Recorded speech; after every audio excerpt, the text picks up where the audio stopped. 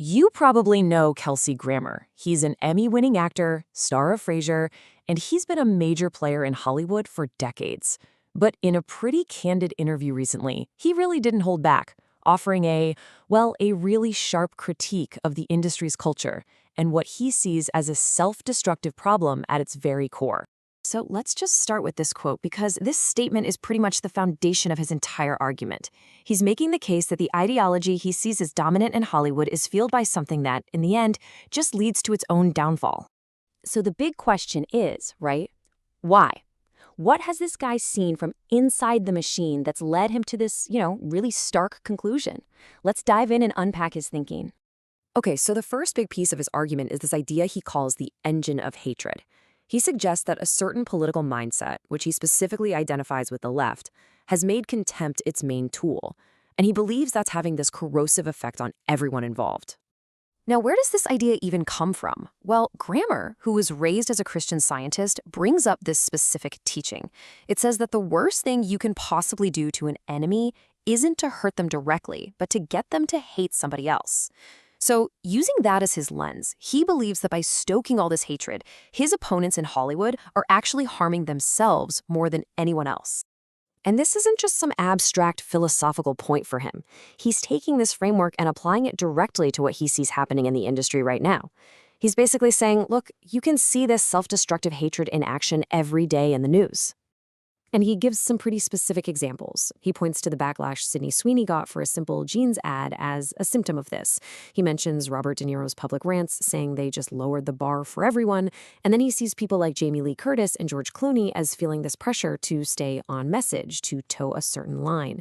It's all part of what he calls a grotesque way of talking to each other. So this leads to his next point, which is really interesting.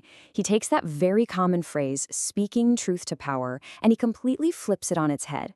He argues that in Hollywood, the real power might not be who you think it is. He describes the dominant culture in Hollywood with this phrase, a monstrously large clique.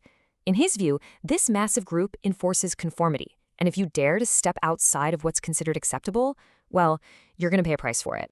And this right here really gets to the heart of it. He says, look, many people in Hollywood think speaking truth to power means criticizing a political figure like Donald Trump.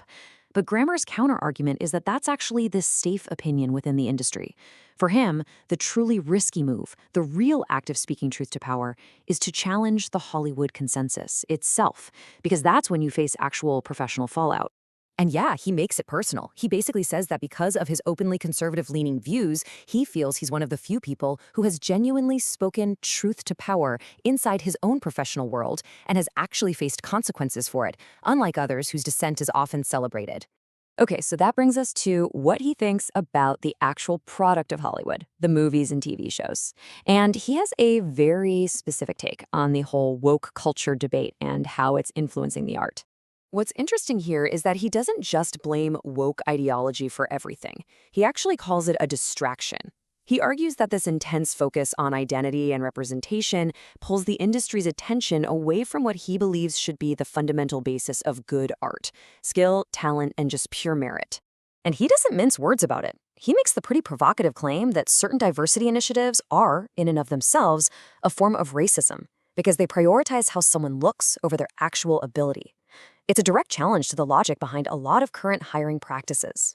So what does he think is an example of great, merit-based art?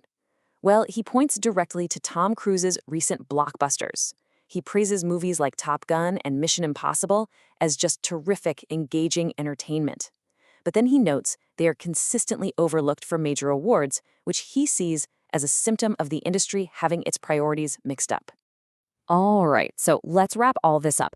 What is Grammer's final word on all of this? What's his ultimate message about the relationship between the culture and the creativity? When you boil it all down, his argument is really a warning. He's saying that when an industry's culture is dominated by hatred, when it demands conformity, and when it gets distracted from pure merit, it will inevitably end up damaging its own creative product and ultimately destroying itself from the inside out. So hearing all this from someone on the inside leaves us with a pretty big question, doesn't it? In a world that feels more and more polarized, what exactly is the role of an artist? Is it to reflect the culture, or is it to challenge it, even if that means paying a great personal cost? It's definitely something to think about.